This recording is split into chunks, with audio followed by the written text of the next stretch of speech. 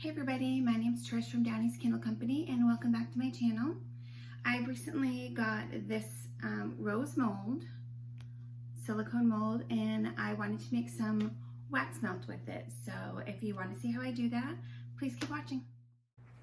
So the supplies you'll need for this project are the 3D rose mold that I just showed you. I cut these 3 slits in it. I got it from Amazon and it came just as one piece, which it still is, but it's easier to unmold it when you can peel it apart rather than try to push that rose up through the hole because the petals get a little bit damaged.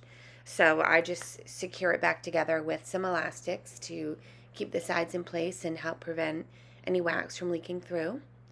I'm using the Calyx C55 coconut tart wax for this. I make 3 bowls because I'm going to color the petals 3 different colors. I'm going to use magenta, yellow, and orange. And I'll just put some extra wax in those bowls and color those up just so I can put the colored wax in those indentations for the rose petals. That will give it a nice contrast to the white rose base that I'm going to be using. So I'm just going to cut up some of this tart wax and get it ready for melting.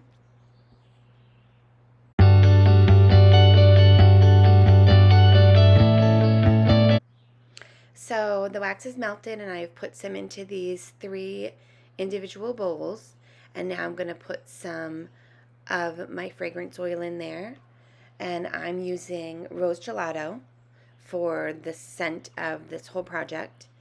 And I'm just going to take a little pipette and I'm going to just put a few drops into these just so that the full wax melt is scented, even though the very top is a minimal amount, but just to be the same through the whole thing. That's what I'm planning to do.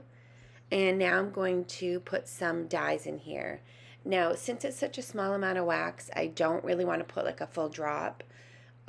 In the past, I've thought, oh, I'll put a full drop of yellow and that will make it nice and bright yellow, but actually it turns it more of a mustardy yellow type. So now I just take a toothpick and I put a little bit on the toothpick, rub it in there, and you'll see that I have some freezer paper. Actually, my table's covered with freezer paper, but sometimes I also have just a little piece on the side, and I just test it on there. I just test the color and I keep adding dye a little bit at a time until I have the color that I've pictured that I want for this project.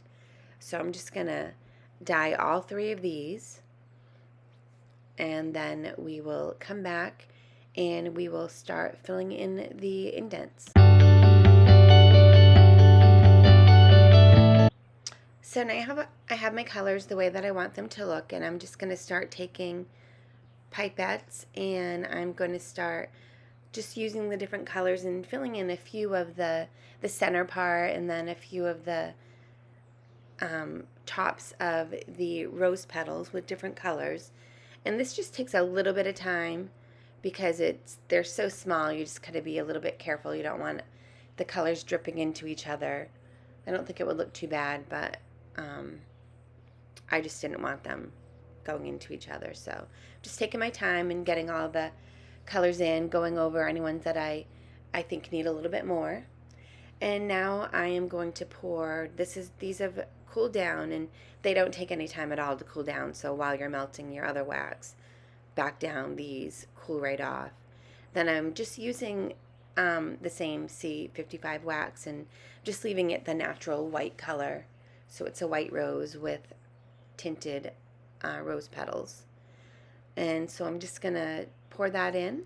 And that takes maybe an hour or so to cool off.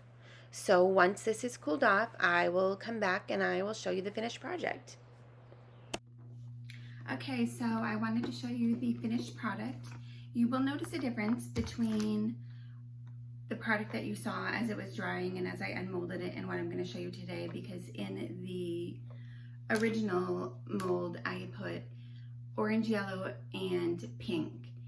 And then when it came out, I didn't really I thought the orange maybe was a little bit too close to yellow and pink, so I changed it up to blue.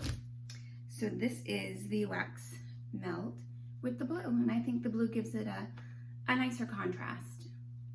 So that is, it's about 2.5 inches. I was looking for a ruler, but I don't have one, but I think it's about 2.5 inches, and it's the rose gelato you saw, but that's how it came out. And I hope you enjoyed watching it, and I hope to see you next week for week 14. Thank you and have a great week.